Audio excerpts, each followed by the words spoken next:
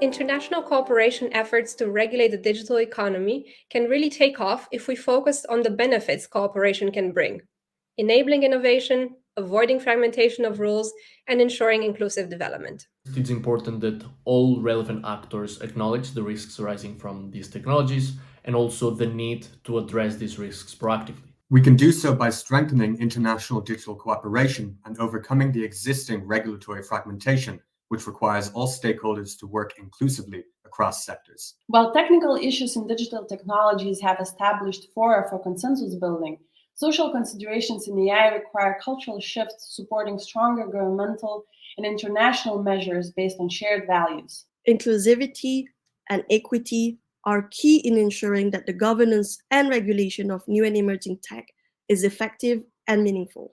We need shared principles, effective institutions, but perhaps most importantly, we need to go beyond rulemaking and actually build technology in the public sector. We must ensure that the international conversation on this remains open and as inclusive as possible, and we focus on establishing standards that take into account the threats that we're commonly facing. We should be aiming for a human-centric and eco-centric tech landscape with universal governance and a shared responsibility between big and small tech. Regulation of technology must be feminist to address current power dimensions and put marginalized groups in focus. In a world facing ever-evolving digital threats, international efforts in cybersecurity require cooperation, multi-stakeholder dialogue, knowledge sharing, and inclusivity. Cooperation on digital technology issues is not just about governments and corporations, it's also about people. We must facilitate a framework that listens more to the diverse voices in our global community. States, private companies, civil society, and individuals, by communicating, can develop a common understanding of the global technological challenges and thus be better placed to regulate them in an efficient and effective way. Governments play a pivotal role in shaping the AI innovation landscape, serving as both regulators and facilitators. On the other hand, companies need to lean in to demonstrate openness and cooperation to meet these goals.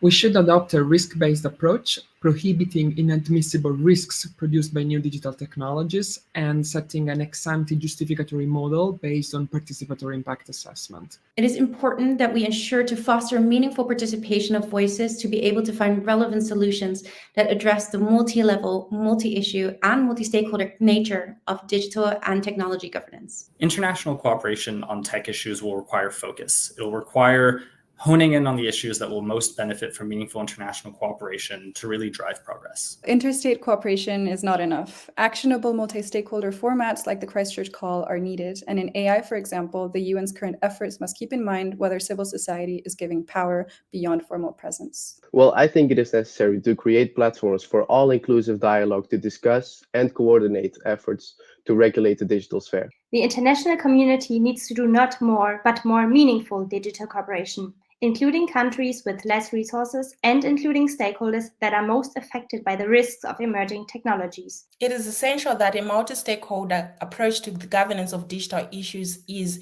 in both theory and principle, fairly representative of stakeholders from the global south, especially Africa. The EU has a crucial role to play in preventing excess fragmentation among democratic partners and driving legislation on these matters to ensure we can effectively regulate tech. First, going from new initiatives to effective coordination of existing ones. Second, making sure that developing countries are a key part of the conversation. And third, that we're effectively tackling the social harms by working with civil society. It is imperative to understand different visions, normative aspirations, and approaches to regulate digital and technology issues in different socio-political contexts. We should learn from previous experiences in regulating digital technology, such as internet governance, and focus on inclusion as well as education of all relevant stakeholders and avoid forum shopping. Key stakeholders, governments, businesses, expert communities should develop and apply digital and cyber diplomacy toolboxes and joint framing of the international agenda. The first thing is to agree on how international applies to these issues. The second thing is to ensure coordination and consistency across different forums. And the third is to have a multi-stakeholder, multidisciplinary approach to those issues. International cooperation is needed to take stock of the harms and risks posed by digital and other technologies like AI. Through international cooperation, we can ensure effective regulation by adopting adaptive frameworks for regulation so that the dialogue on how to regulate those technologies does not end by the time the first jurisdiction adopts its laws. We must adopt a human-centric approach, prevent the immediate obsolescence of our regulations, establish public-private partnerships, and foster harmonized and convergent intergovernmental processes. I think we need to realize that international cooperation on digital technologies will be driven by the need to ensure stability in a world where there's increasing geopolitical complexities. The international community should foster tools that can become a driver of international cooperation, such as the creation of international standards free of political bias or the promotion of binding agreements for the ethical development and use of new technologies. Global unanimous regulating of digital and cyber issues will never be feasible, but the EU should continue to promote its values through various means, be it on the UN level, with like-minded partners, or through bilateral and regional programs all around the world. When it comes to digital and internet policies, a broader stakeholder participation in policy-making and decision-making processes are needed based on the multi-stakeholder approach and consensus. We need to build the institutions fit for our new digital era. The cornerstones of these are democratic control, participation, and public infrastructure. The implementation of joint roadmaps and the alignment to international standards of mutual interest in relation to digital governance and risk management will be an important part of advancing international alignment.